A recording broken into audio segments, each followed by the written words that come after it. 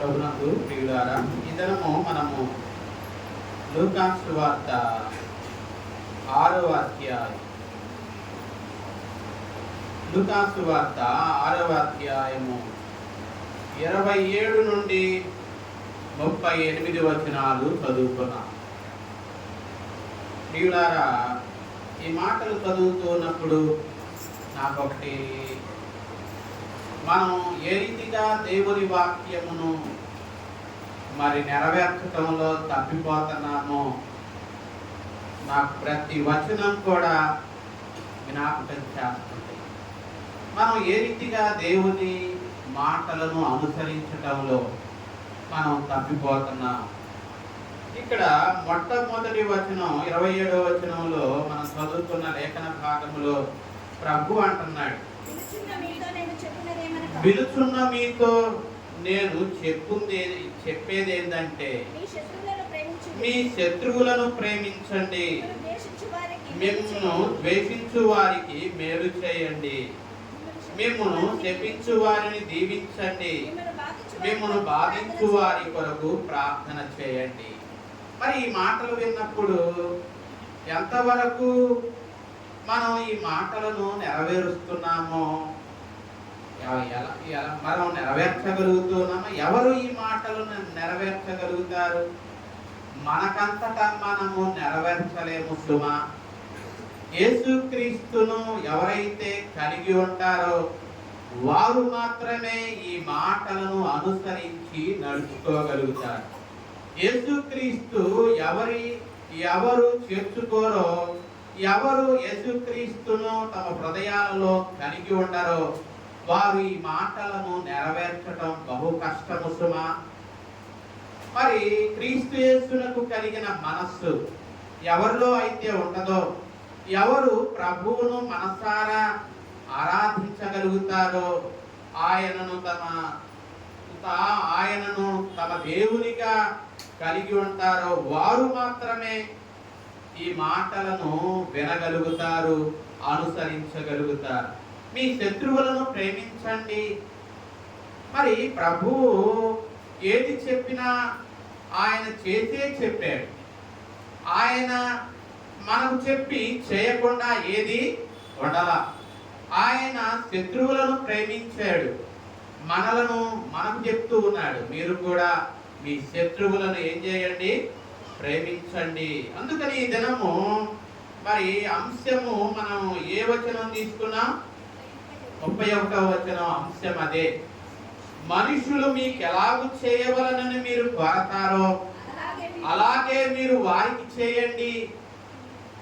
మనుషులు నాకు ఇది చెయ్యాలి అని మీరు కోరుకుంటారు కదా, మొట్టమొదట మీరు వారికి చేయండి. అప్పుడు మీరు వారి నుండి పొందుకోగలుగుతారు. మీరు చేయకుండా మీరు ఎలాగూ వారి నుండి ఆశిస్తారు? కాబట్టి ప్రియులారా, మరి ఈ దినము మీ శత్రువులను ప్రేమించండి అని ప్రభువు మనకు చెప్తూ ఉన్నాడు. మొట్టమొదటిగా 31వ వచనంలో చెప్పినట్టు మీరు మొదట ఏం చేయండి? శత్రువులను ప్రేమించండి. ఎందుకంటే ప్రభువు మనకు చేసి చూపించాడు. ఆయన తనను ప్రాణము తీయదూచే తన శత్రువులను ప్రేమించాడు. తనను అప్పగిస్తాడని తెలుసు. 12 మంది శిష్యుల్లో ఒకడు తనను అప్పగిస్తాడని తెలిసి కూడా ఇస్కరియోతు యోధాను ఏం చేశాడు? ప్రేమించాడు. చెలికాడా అన్నాడు. మరి ఆయన ప్రేమించాడు. ఆయన శత్రువులను ప్రేమించాడు. తండ్రి, వీరేమి చేయించున్నారో వీరెరుగరు, వీరిని క్షమించు అని చెప్పి ఆయన వారి కొరకు ప్రార్థన చేశాడు, ప్రేమించాడు, వారికి మేలు చేశాడు. మరి మిమ్మల్ని శపించు వారిని 28వ వచనంలో మిమ్మల్ని శపించు వారిని దీవించండి, మిమ్మల్ని బాధించు వారి కొరకు ప్రార్థన చేయండి. యేసు స్వామి సిలువలో అదే చేశాడు. తనను బాధ పెడుతూ ఉన్న వారిని, తన ప్రాణమును తీయదూచినటువంటి వారిని ఆయన తనను బాధించే వారి కొరకు ప్రార్థన చేశాడు. తన శత్రువులను ప్రేమించాడు. కాబట్టి ఎందుకు ఆ మాట చెప్తూ ఉన్నాడు? మీ శత్రువులను ప్రేమించమని ఎందుకు చెప్తూ ఉన్నాడు? మిమ్మల్ని ద్వేషించే వారికి మేలు చేయండి అని ఎందుకు చెప్తూ ఉన్నాడు అంటే, మత్తయి సువార్త 5వ అధ్యాయంలో మరి మనం అలా చేస్తే మనం ఏమవుతామో చెప్తూ ఉన్నాడు. మత్తయి సువార్త 5:44లో మీరు పరలోకమందున్న మీ తండ్రికి కుమారులై ఉండునట్లు, మీ తండ్రికి మీరు కుమారులై ఉండునట్లు, మీ పరలోకమందున్న మీ తండ్రికి అంటే మనం దేవునికి పిల్లలమై ఉండునట్లు, మనం మన పరలోకపు తండ్రి ఉన్నాడే ఆయనకు మనం పిల్లలుగా ఉండాలి అంటే మనం ఏం చేయాలి? మన శత్రువులను ప్రేమించాలి, మనలను హింసించు వారి కొరకు ప్రార్థన చేయాలి. మనం ఆయన పిల్లలుగా ఉండాలి అంటే మనం మరి ఆయన అలాగే చేశాడు. ఆయన ఏం చేశాడు? ఆయన శత్రువులను ప్రేమించాడు, తనను హింసించు వారి కొరకు ప్రార్థన చేశాడు. మనం మన తల్లిదండ్రుల్లాగా ఉండాలి అని మనం కోరుకుంటాం కదా. తల్లిదండ్రులు కూడా బిడ్డలు మాలాగా ఉండాలి అని కోరుకుంటారు. అలాగే పరలోకపు తండ్రి కూడా మన నుండి ఏం కోరుకుంటున్నాడంటే ఆయనలాగా మనం ఉండాలి, ఆయనలాగా మనం జీవించాలి. కాబట్టి ఆయన అంటున్నాడు, ఇదిగో మీ పరలోకపు తండ్రికి పిల్లలై ఉండునట్లు మీ శత్రువులను ప్రేమించండి, మిమ్మల్ని హింసించు వారి కొరకు ప్రార్థన చేయండి. అలా చేసిన ఎడల మనం ఆయనకు ఏమవుతాం? ఆయన పిల్లలుగా ఉండగలుగుతాం. కాబట్టి ప్రియులారా, అందుకనే నిర్గమాకాండంలో కూడా ఒకసారి పాత నిబంధనలో నిర్గమాకాండము చూడండి. నిర్గమాకాండములో 23వ అధ్యాయం, ఒకసారి నిర్గమాకాండము 23వ అధ్యాయములో అక్కడ ఏమని చెప్తూ ఉన్నాడు?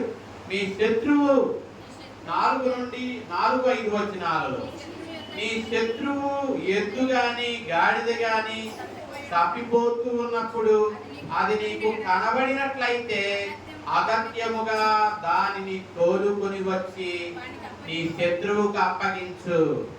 నీవు నీ పగవాని గాడిద బరువు క్రింద పడి ఉండడం చూసినప్పుడు దాని నుండి తప్పింపకయుందునని నీవు అనుకొనినను అగత్యముగా అంటే తప్పనిసరిగా ఆ పగవానితో కలిసి ఆ బరువు క్రింద పడినటువంటి ఆ గాడిదని ఏం చేయమంటాడు? విడిపించు అంటాడు. అంటే పాత నిబంధనలో కూడా దేవుడు ఇదే సత్యాన్ని మనకు ఇశ్రాయేలు ప్రజలకు నేర్పించాడు. నీ శత్రువు ఏదైనా అతనికి చెందింది ఏదైనా తప్పిపోతూ ఉన్నప్పుడు, అది ఎద్దైనా గాడిదైనా, అది కనబడినట్లయితే వాడికి వాడు నష్టపోవాలి అని కోరుకోవద్దు.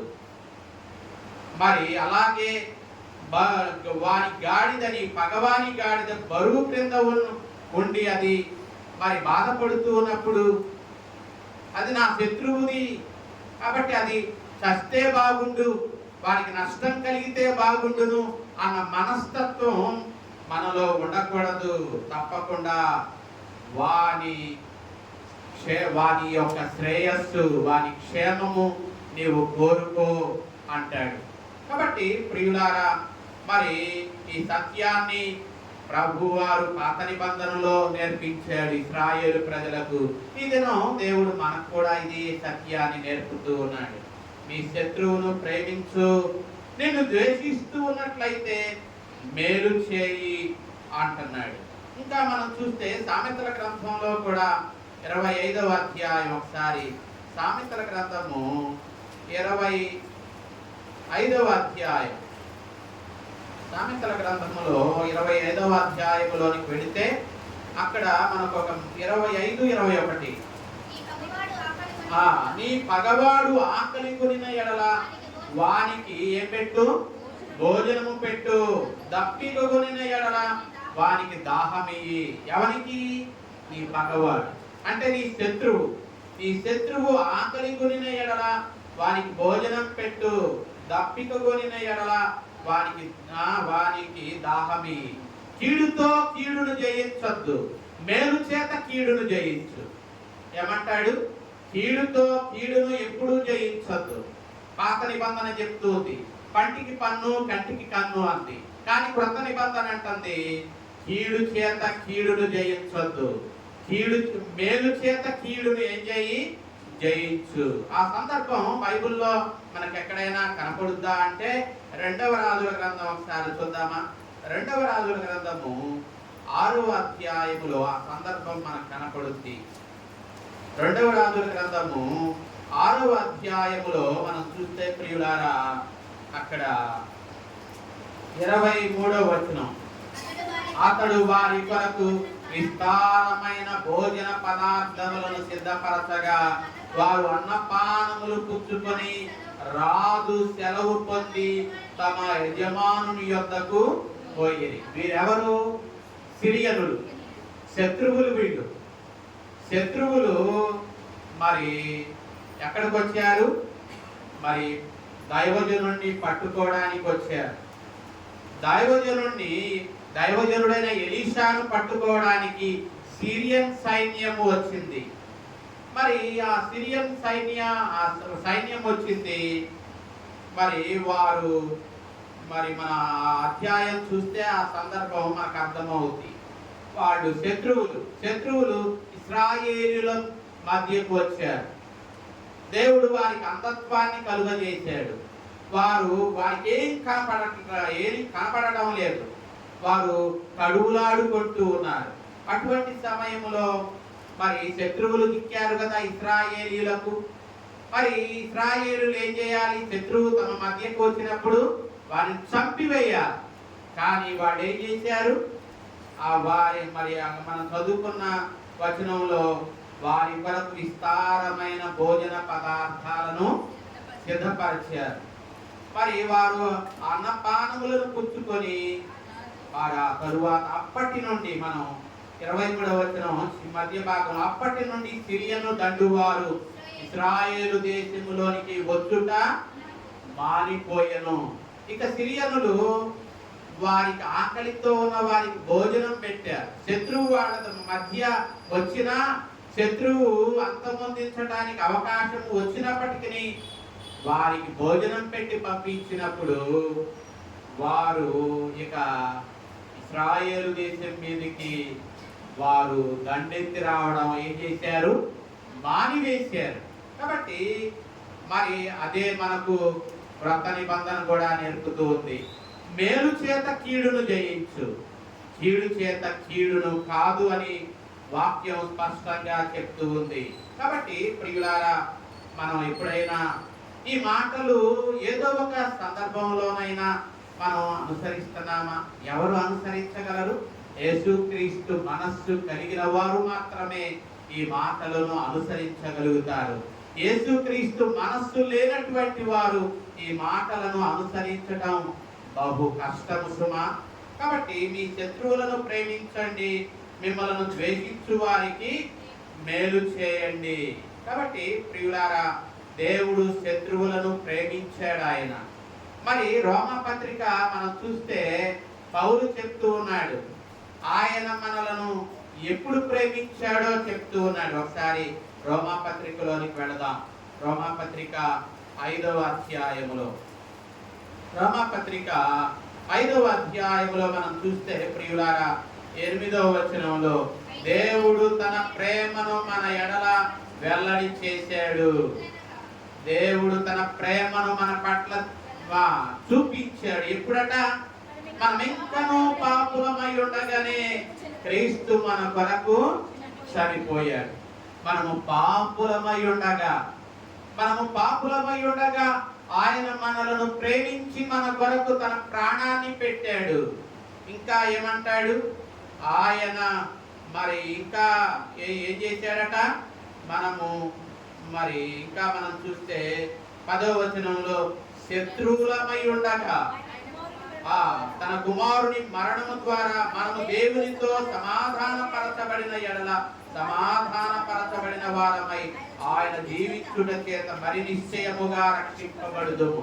ఇక్కడ ఈ వచనాలలో పౌలు ఏమంటున్నాడంటే, మనము శత్రువులమై ఉన్నప్పుడు, మనము పాపులమై ఉన్నప్పుడు, మనము బలహీనులమై ఉన్నప్పుడు, మనము ఆయనకు విరోధస్తులమై ఉన్నప్పుడు దేవుడు తన ప్రాణం పెట్టాడు మన కొరకు. ప్రాణము పెట్టునంతగా మనలను ప్రేమించాడు ఆయన. కాబట్టి అది దేవుడు మనకు నేర్పినటువంటి పాఠం. మనం ఎవరైనా మంచి కొరకు, మంచి చేసేవారికి, మేలు చేసేవారికి ఏదైనా ఉపకారం చేస్తాం. కానీ దేవుని మనస్తత్వం అటువంటిది కాదు. దేవుడు ఏమి నేర్పాడు మనకి? మనలను ప్రేమించే వారిని మనం ప్రేమిస్తే ఏమి మెప్పు మీకు? అదే సువార్త పాఠం ఈ దినం మనకు నేర్పుతూ ఉంది. ఆ 6:32 లోక 6:32లో మిమ్మల్ని ప్రేమించు వారినే మీరు ప్రేమించిన యెడల మీకు ఏమి మెప్పు కలుగును? పాపులను తమ్మును ప్రేమించు వారిని ప్రేమిస్తారు కదా, మీకు మేలు చేసే వారికే మేలు చేసిన యెడల మీకు ఏమి మెప్పు కలుగును? పాపులను అలాగే చేతురు కదా. కాబట్టి ఇక్కడ దేవుడు మనకు నేర్పింది, మాకు మేలు చేసే వారికి మేలు చేయటం కాదు, మనలను ప్రేమించే వారిని ప్రేమించటం కాదు, మన శత్రువులను కూడా మనం ప్రేమించాలి. మనలను హింసించే వారి కొరకు కూడా మనం ప్రార్థన చేయాలి. అది ఈ దినము దేవుడు మనకు నేర్పుతూ ఉన్న పాఠం. ఈ మాటలను ఎవరు అనుసరించగలరు? ఈ మాటలను ఎవరు అనుసరిస్తారండి? మనం అనుసరించగలుగుతూ ఉన్నామా? క్రీస్తు యేసులకు కలిగిన మనస్సు కలిగినటువంటి వారే. ఆయన మనస్సు మన మనస్సు అయినప్పుడు, ఆయన మనలో ఉన్నప్పుడు మనం అలాగూ చేయగలుగుతాం. ఒకవేళ మనం అలా చేయలేకపోతున్నాము అంటే క్రీస్తు యేసు మనస్సు మనకు ఒకవేళ లేదేమో, ఆయనని ఇంకా మనం కలిగి ఉండలేదేమో. కాబట్టి ప్రియులారా, మరి ఈ దినం ప్రభు మనకు నేర్పుతూ ఉన్నాడు. ఇంకా మనం చూస్తే ప్రియులారా, కొలస్సీ పత్రికలో పౌలు కొలస్సీ సంఘంతో మాట్లాడుతూ ఏమంటున్నాడు? ఒకసారి కొలస్సీలకు రాసినటువంటి పత్రికలో మరి అక్కడ కొలస్సీలకు రాసిన పత్రిక మొదటి అధ్యాయంలో 21-22 వచనాలలో, గత కాలమందు మనము ఎటువంటి వారము? దేవునికి దూరస్తులం, మీ దుష్క్రియల వలన మీ మనస్సులలో విరోధ భావము గలవారై ఉండిన మిమ్మును కూడా తన సన్నిధిని పరిశుద్ధులుగాను, నిర్దోషులుగాను, నిరపరాధులుగాను నిలువబెట్టుటకు ఆయన మాంసాయుక్తమైన దేహమందు మరణము వలన ఇప్పుడు మిమ్మును సమాధానపరచెను అంటాడు. ఇక్కడ బహు చక్కని విషయాన్ని కొలస్సీలకు పౌలు చెప్తూ ఉన్నాడు.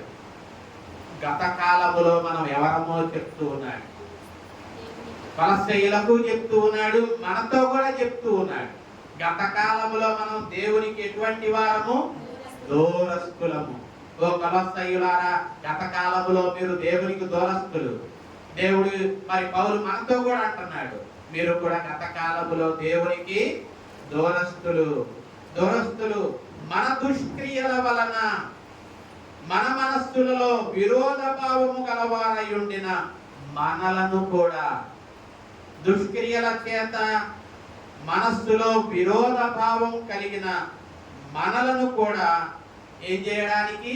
తన సన్నిధిని పరిశుద్ధులుగా, నిర్దోషులుగా, నిరపరాధులుగా నిలబెట్టడానికి మాంసాయుక్తమైన దేహమందు మరణము వలన ఇప్పుడు మనలను ఏం చేశాడు? తాను మనలను తన ఎదుట నిర్దోషులుగా, పరిశుద్ధులుగా, నిరపరాధులుగా నిలువబెట్టుకొనడానికి తన మరణము వలన మనలను ఏం చేశాడు? సమాధానపరుచుకున్నాడు. ఎప్పుడు? ఎటువంటి వారి కొరకు చెప్పాడు కదా, విరోధ భావం కలిగిన మన కొరకు, దేవునికి దూరస్తులుగా ఉన్న మన కొరకు ఆయన తన ఎదుట పరిశుద్ధులుగా, నిర్దోషులుగా, నిరపరాధులుగా నిలబెట్టుకొనడానికి తన మరణము వలన ఆయన మనలను తనతో ఏం చేసుకున్నాడు? సమాధానపరుచుకున్నాడు. ఇది దేవుని ప్రేమ. దేవుడు మనలను ఎంతగా ప్రేమించాడు. మనం విరోధస్తులం కదా, మనం ద్వేషభావము గలవారం కదా, మనం ఆయనకు దూరస్థలం కదా. అటువంటి మనలను ఆయన ఏం చేశాడు? తన ఎదుట నిలబెట్టుకోవడానికి, ఏ రీతిగా నిర్దోషులుగా, పరిశుద్ధులుగా, నిరపరాధులుగా నిలబెట్టుకోవడానికి తన మరణము వలన మనలను తనతో ఏం చేసుకున్నాడు? సమాధానపరుచుకున్నాడు. అట్టి మనస్సు మీరు కూడా కలిగి ఉండమంటున్నాడు. కాబట్టి ప్రియులారా, ఇది దేవుని మనస్సు. దేవుని మనస్సు ఏ మనస్సు? శత్రువులను కూడా ప్రేమించిన మనస్సు, తనను ద్వేషించిన వారికి మేలు చేసినటువంటి మనస్సు. మనం కూడా ఏమండి ఆయనకి శత్రువులంగా ఉన్నాం, మనం కూడా కీడు చేస్తూనే ఉన్నాం.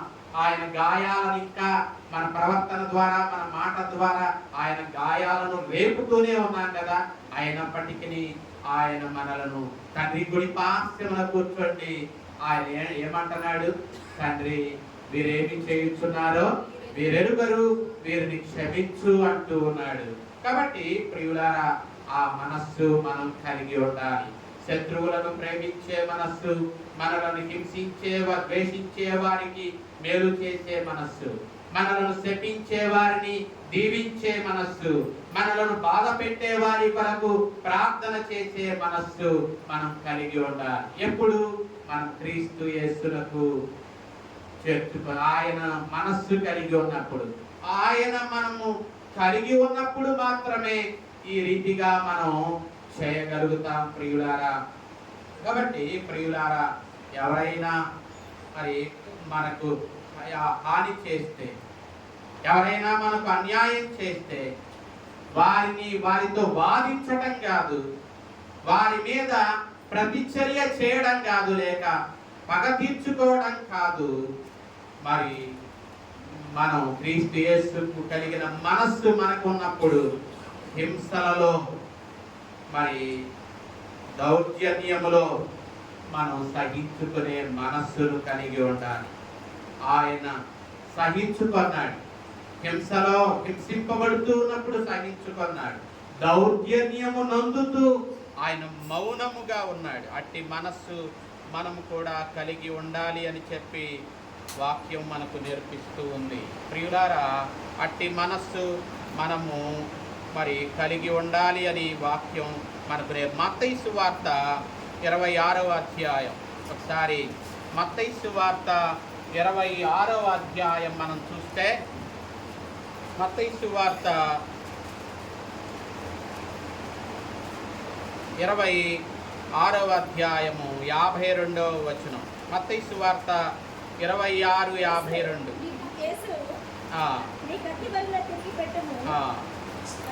ఇక్కడ మరి మనం చూస్తాం, యేసు శిష్యులలో ఒకడు ఏం చేస్తున్నాడు? యేసు శిష్యులలో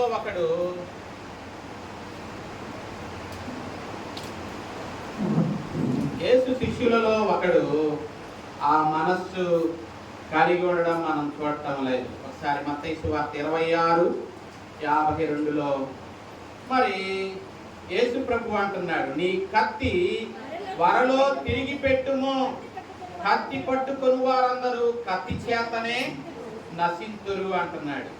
అంటే కత్తితో మరి అక్కడ యేసు ప్రభు పట్టుకోవడానికి శత్రువులు వచ్చారు.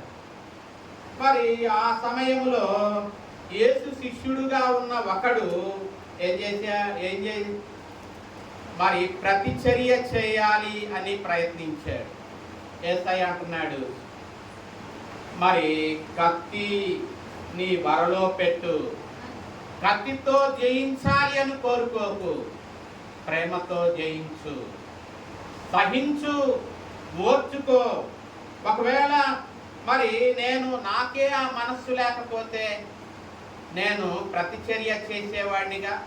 అదే క్రింద మనం చూస్తే నేను తండ్రిని వేడుకొనవలనని వేడుకొనిన ఎడల ఆయన 12 సేనా వ్యూహముల కంటే ఎక్కువ మంది దూతలను ఇప్పుడే నాకు పంపడని నీవు అనుకొనుచున్నావా? నేను పగ తీర్చుకోలేననుకుంటున్నావా? నేను వీరికి ప్రతీకారం చేయలేను అనుకుంటున్నావా? నేను పగ తీర్చుకోగలను, ప్రతీకారము చేయగలను. అది నా మనస్సు కాదు. ప్రతీకారము చేసే మనస్సు దేవుని మనస్సు కాదు. ప్రతీకారము చేసే మనస్సు అది సాతాను మనస్సు. అది విరోధ భావం, దేవునికి వ్యతిరేకమైన మనస్సు అది. కాబట్టి యేసు శిష్యుడకు నేర్పింది ప్రభు అదే. కత్తి చేత మరి నీవు జయించొద్దు, నీవు ప్రేమతో ఏదైనా జయించు అని చెప్పి ప్రభువారు ఆనాడు శిష్యులకు ఆ విషయాన్ని నేర్పాడు.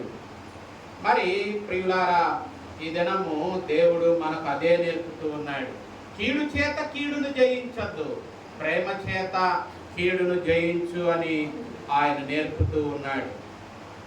ఆయన మనం చూస్తే ఆయన మరి ప్రియులారా మరి 20 సువార్త పాఠంలో చూస్తే యేసుస్వామి అటువంటి మనస్సు, ఆయన తప్పు చేస్తే ఎదిరించాడు. మరి ఆయన పరిసయ్యులను కానీ శాస్త్రులను కానీ వారి యొక్క వేషధారణ ఖండించాడు. వారు తప్పు చేస్తూ ఉన్నప్పుడు వారు తప్పు చేశారు అని చెప్పి వారి వేషధారణను ఖండించాడు. కానీ ఆయన మరి మత్తయి సువార్తలో 21వ అధ్యాయం ఒకసారి ఆ సందర్భాన్ని చూద్దాం. సరే, మత్తయి సువార్త 21వ అధ్యాయములో ప్రియులారా 12వ వచనం చూస్తే, ఆయన దేవాలయంలో ప్రవేశించి ఏం చేస్తున్నాడు? క్రయ విక్రయములు చేయు వారినందరినీ వెళ్ళగొట్టి రోకలు మార్చు వారి బల్లలను, గోవలను, పీఠములను పడద్రోసి, నా మందిరము ఎటువంటిది? ప్రార్థనా మందిరము. అయితే మీరు దానిని ఏం చేశారు? దొంగల గుహగా చేశారు. అంటే యేసుస్వామి మరి ఆయన సరిదిద్దాల్సి వచ్చినప్పుడు సరిదిద్దాడు, కోపపడవలసి వచ్చినప్పుడు కోపపడ్డాడు.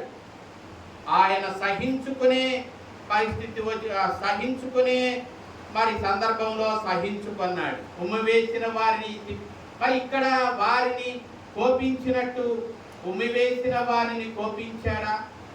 తన మీద ఉమ్మివేశారు, ఆయన కోపగించుకోలేదు. ఆయనను కొరడాలతో కొట్టారు, వారిని ఎదిరించలేదు. ఆయన చేతులలో కాళ్ళలో మేకులు దిగగొడితే సహించుకున్నాడు, ఓర్చుకున్నాడు. వారిని ఆయన వారి కొరకు ప్రార్థన చేశాడు. తప్పునేమో ఖండించాడు. తన వ్యక్తిగతంగా ఎవరైనా కీడు చేస్తే ఆయన సహించుకున్నాడు. అది ప్రభు మనకు నేర్పించాడు. అదే విషయాన్ని మనము మరి పేతురు కూడా తన పత్రికలో చెప్తూ ఉన్నాడు. ఒకసారి పేతురు రాసినటువంటి మొదటి పత్రికలో మొదటి పత్రిక చదువుకుందాం. అక్కడ పేతురు రాసిన మొదటి పత్రిక 2వ అధ్యాయములో 21 నుండి 23 వచనాలలో క్రీస్తు కూడా మీ కొరకు ఏం చేశాడు? బాధపడ్డాడు. మనము తన అడుగుజాడల యందు నడుచుకున్నట్లు మనకు మాదిరి ఉంచి పోయాడు. ఆయన పాపము చేయలేదు, ఆయన నోట ఏ కపటము కనబడలేదు, ఆయన దూషింపబడి బదులు దూషింపలేదు, ఆయన శ్రమ పట్టబడి బెదిరింపక న్యాయముగా తీర్పు తీర్చు దేవునికి తనను తాను ఏం చేసుకున్నాడు? అప్పగించుకున్నాడు.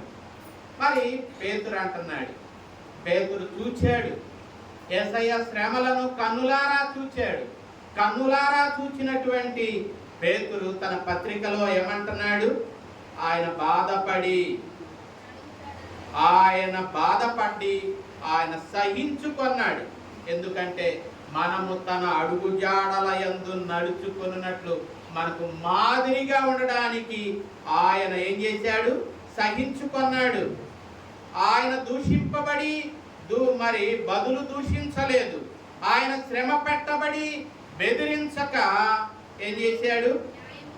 న్యాయముగా తీర్పు తీర్చు దేవునికి తనను తాను అప్పగించుకున్నాడు. ఇట్టి మరి ఈ రీతిగా మీరు కూడా ఓర్చుకోండి అంటాడు. అదే మనం మరి 20వ వచనంలో అదే అంటాడు కదా, మేలు చేసి బాధపడినప్పుడు మీరు సహించిన ఎడల అది మేలు చేసి కూడా మీరు బాధపడినప్పుడు మీరు సహించిన ఎడల అది దేవునికి హితమవుద్ది. ఇందుకు మీరు పిలువబడ్డారు. మేలు చేసి కూడా మీరు బాధింపబడుతూ ఉన్నప్పుడు మీరు సహించుకోండి. ఇందుకొరకే మీరు పిలువబడ్డారు. ఆయన మేలు చేశాడు, మేలు చేసి కూడా ఆయన బాధింపబడ్డాడు, సహించుకున్నాడు. కాబట్టి ఆయన మనకు అది నేర్పాడు. మేలు చేసి కూడా బాధపడుతున్నారా? సహించుకోండి. న్యాయముగా తీర్పు తీర్చు దేవునికి మిమ్మలను మీరు అప్పగించుకోండి అంటూ ఉన్నాడు. కాబట్టి ప్రియులారా, దేవుడు ఎటువంటి వాడో ఆయన యేసయ్య వెల్లడి చేశాడు. పాత నిబంధనలో మరి దేవుడు దహించు అగ్ని అనుకున్నారు ఇశ్రాయేలీయులు.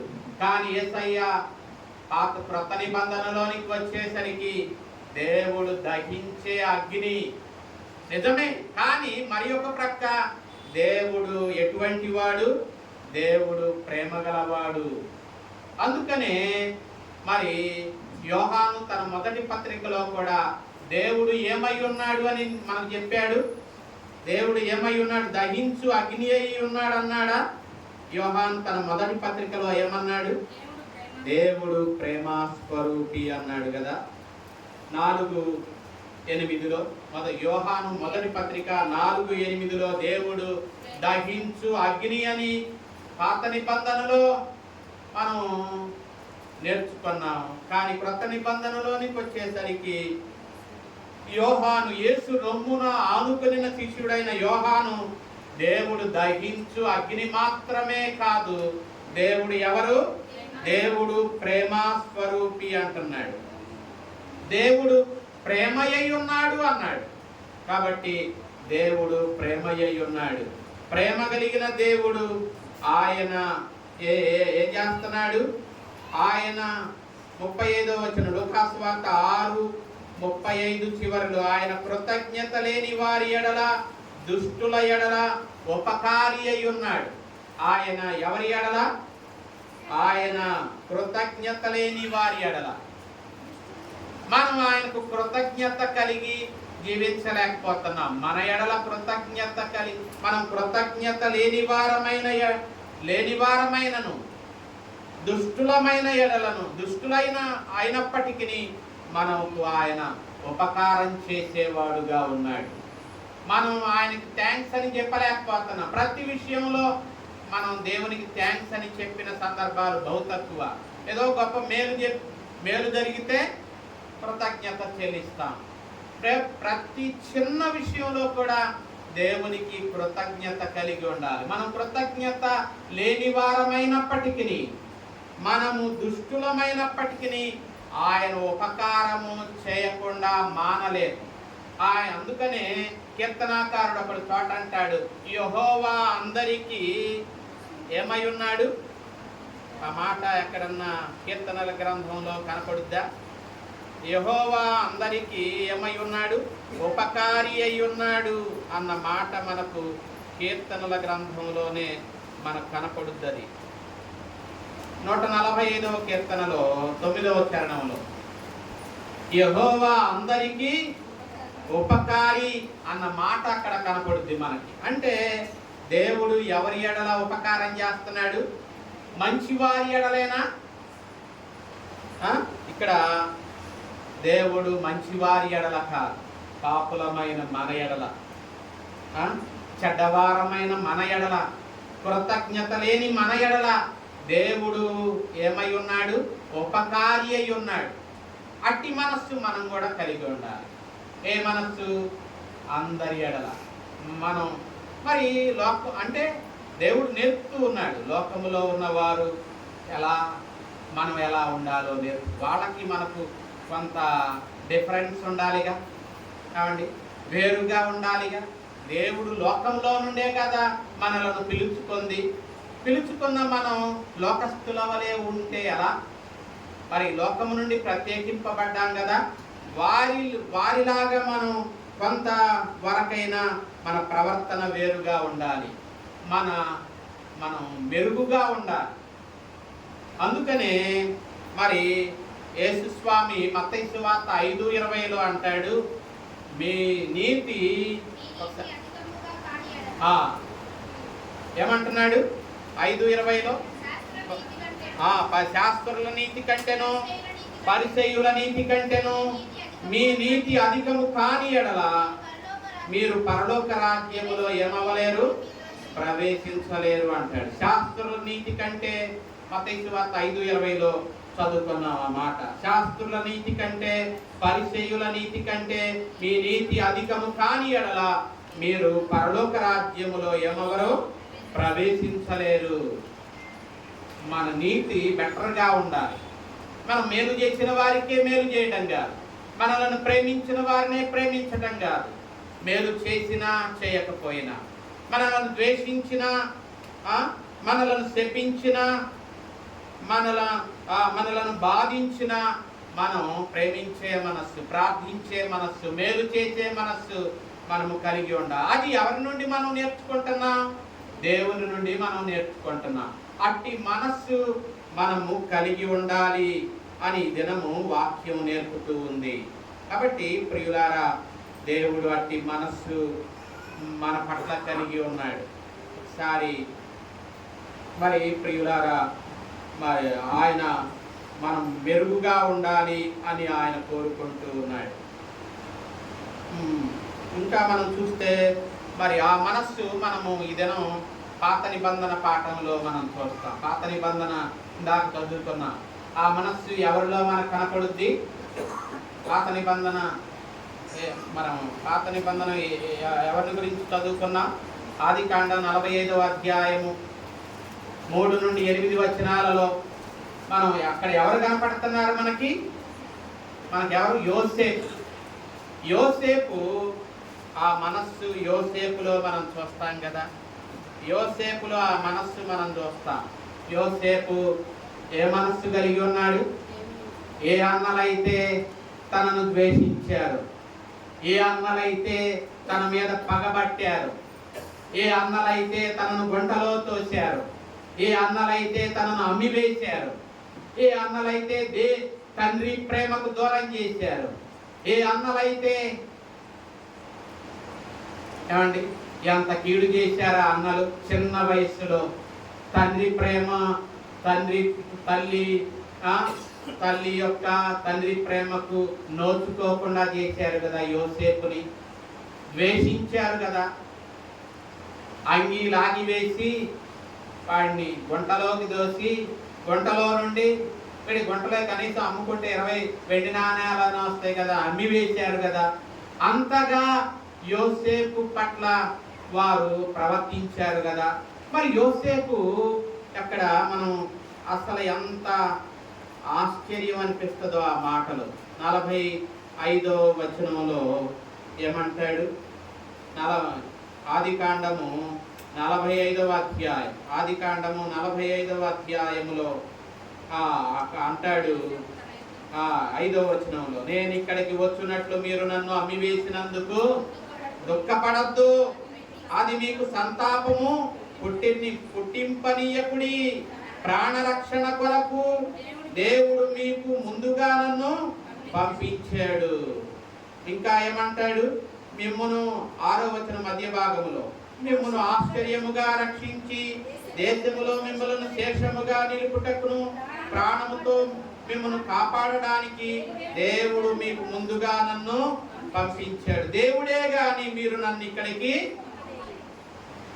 అంటే కీడులో కూడా దేవుని యొక్క అదృశ్య హస్తాన్ని యోసేపు చూడగలిగాడు.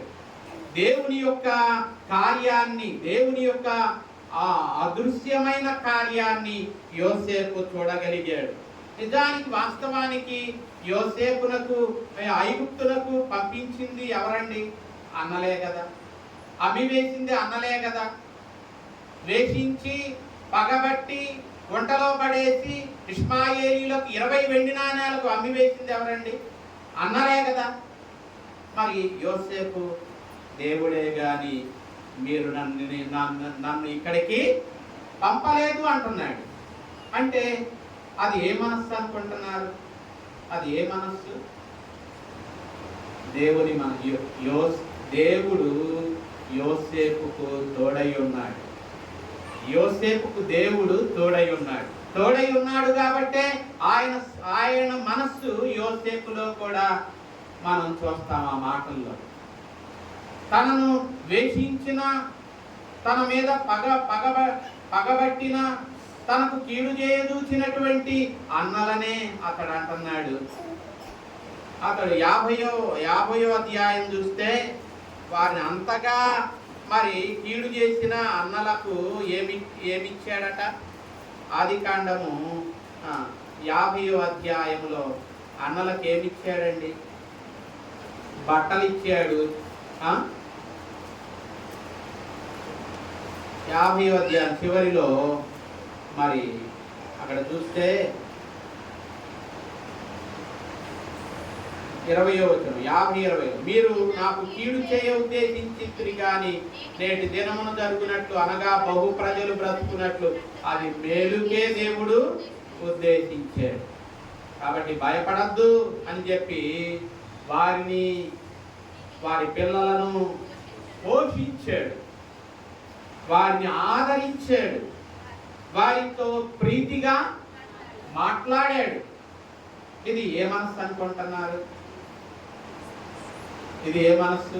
మన అక్షరాల ఈ దినం సువార్త పాఠంలో మనం యేసయ్య చెప్పాడే, మీ శత్రువులను ప్రేమించండి, మిమ్మల్ని హింసించు వారి కొరకు ప్రార్థన చేయండి, మిమ్మల్ని దూషించే వారిని శపించొద్దు, వాళ్ళని ఆశీర్వదించండి అని చెప్పినటువంటి ఆ మాటలు అక్షరాల యోసేపు నెరవేర్చటం మనం ఇక్కడ చూడటం లేదా? కాబట్టి ఈ మనస్సు ఎవరికి ఉంటది? యోసేపుకు దేవుడు తోడై ఉన్నాడు. ఆ అట్టి మనస్సు యోసేపు కలిగి ఉన్నాడు కాబట్టే అలాగూ తన అన్నలను ప్రేమించగలిగాడు, వాళ్ళ కుటుంబాలను ప్రేమించగలిగాడు, వాళ్ళను పోషించగలిగాడు, వాళ్ళతో ప్రీతిగా మాట్లాడగలిగాడు. కాబట్టి ప్రియులారా, మరి ఈ దినం వాక్యం మనకు అదే విషయాన్ని 103వ కీర్తన ఈ దినం మనం 103వ కీర్తనలో దేవుడు ఎంతగా మనలను ప్రేమించాడంటే పడమటికి తూర్పు ఎంత దూరమో ఆయన మన పాపములను మనకు అంత దూరం చేశాడట. తండ్రి కుమారుని ఎడల జాలి పడినట్లు దేవుడు మన ఎడల ఏం చేశాడు? జాలి పడ్డాడు. 103వ కీర్తన మనకు అదే నేర్పుతూ ఉంది. ఆయన చేసిన ఉపకారాలలో దేనిని మరువద్దు. ఏ ఉపకారాలు చేశాడు ఆయన? ఏ మేలు చేశాడండి ఆయన? అని మనం ఎప్పుడు ఆ మాట అనకూడదు. మనం బ్రతుకున్నామంటే ఆయన చేసే మేలే. కాబట్టి గాలి పీల్చుకుంటున్నామంటే ఆయన మేలే. కరోనాలో ఆక్సిజన్ అందక ఎంతమంది ప్రాణాలు పోగొట్టుకున్నారు? ఆక్సిజన్ అందక వేల రూపాయల సిలిండర్ల కొరకు ఎంతమంది ఖర్చు పెట్టారండి? పరిగెత్తారు సిలిండర్ల కోసం, రోడ్లో నడి వీధిలో పరిగెత్తారు. ఎందుకంటే ఆక్సిజన్ కొరకు. కాబట్టి ప్రియులారా, దేవుడు మనం ప్రతి శ్వాస నిశ్వాస తీసుకుంటున్నామంటే దేవుడు ఉచితంగా మనకు హాస్పిటల్కి వెళితే ఆక్సిజన్ పెడితే దానికి ఫీజు వేరుగా ఉంటుంది కదండి. ఒక్కరోజు ఆక్సిజన్ పెడితే వేల రూపాయల్లోనే ఫీజు వసూలు చేస్తారు. మనం పుట్టిన దగ్గర నుండి ఇప్పటి వరకు ఫ్రీగా దేవుడు మనకేమిస్తున్నాడు? ప్రాణవాయువు ఇస్తున్నాడు. మనం ఏమన్నా ₹1 అయినా ఆయనకి పే చేసామా? చేయలేదు కదా. కాబట్టి దేవుడు చేసిన ప్రతి మేలు, కాబట్టి దేవుడు మేలు చేయడాన్ని బట్టే మనం ఉండగలుగుతూ ఉన్నాం. కాబట్టి దేవుడు ఎవరికి మేలు చేస్తున్నాడు? పాపులమైన, దుష్టులమైన మన పట్ల మేలు చేస్తూ ఉన్నాడు. మనం కూడా మన పట్ల ఎవరైతే కీడు చేస్తూ ఉన్నారో, మనల్ని ఎవరైతే ద్వేషిస్తూ ఉన్నారో వారి పట్ల కూడా మనం మేలు చేయాల్సిన మరి విధానం ప్రభు మనకి దినం నేర్పుతూ ఉన్నాడు. అట్టి మనస్సు మనము క్రీస్తును కలిగి ఉండడం ద్వారా మాత్రమే మనము అట్టి మనస్సును కలిగి ఉండగలం. అట్టి మనస్సు దేవుడు ప్రతిదినము మనలో నూతనపరచునట్లుగా పరిశుద్ధాత్మ దేవుడు మనకు సహాయము చేయునుగాక. ఆమేన్. సమస్త జ్ఞానానికి మించిన దేవుని సమాధానము యేసుక్రీస్తు వలన మన హృదయములకును తలంపులకును కావలి ఉండి నడిపించునుగాక.